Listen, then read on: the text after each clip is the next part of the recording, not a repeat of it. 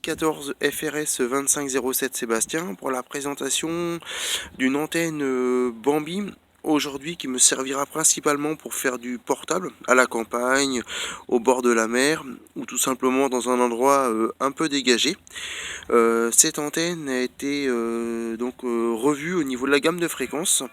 Pour ma part, je suis parti sur la fréquence 27,600 MHz.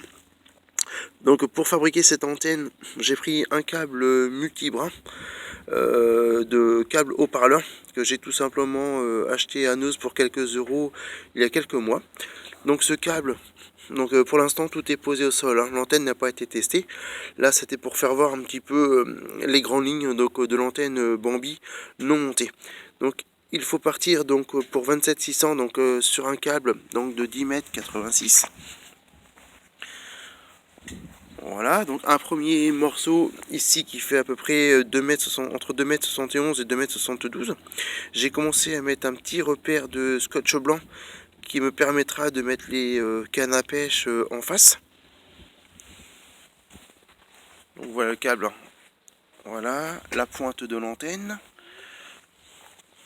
On redescend bien sûr sur un côté avec un autre point de repère. Et on revient bien sûr à l'antenne. Donc cette antenne est composée ici d'un morceau de tube PVC, comme vous pouvez le voir ici. Ici, il s'agit d'un T que j'ai acheté, c'est pareil, dans un magasin style Nose. Voilà, j'ai tout simplement ajouté des morceaux de tuyaux d'électricien où on passe les câbles et ça donne tout simplement cette pièce. Voilà. À l'intérieur de cette pièce, j'ai mis l'âme ici reliée au câble coaxial. Ici la tresse, hop, qui redescend, hop, jusqu'à la tresse du câble coaxial. Donc ici le câble bleu blanc qui sert de transformateur d'impédance mesure une longueur de 1,79 m. Ici vient ensuite là le raccord ici bien sûr sans domino. Donc bien isoler les deux parties à maîtresse ici. Et ensuite vient 4 mètres de câble coaxial 50 ohms. Donc cette antenne a un but vraiment d'être très légère.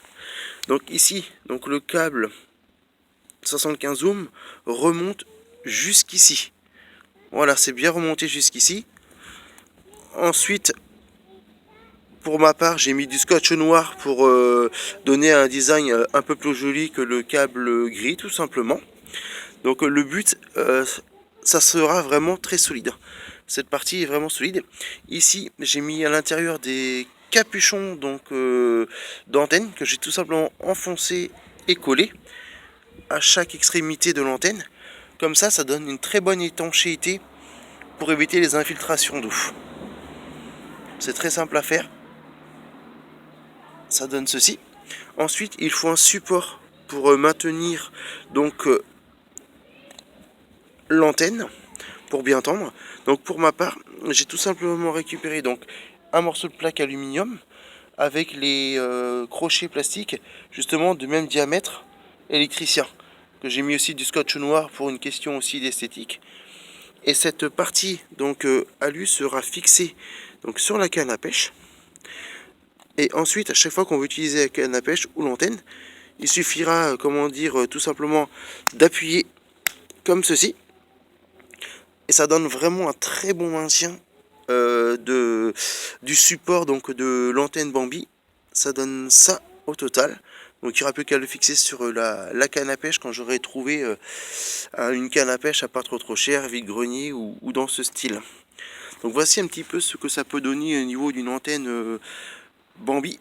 Voilà, non fini pour l'instant, non testé. Il n'y a plus qu'à récupérer tout ce qui est partie canne à pêche.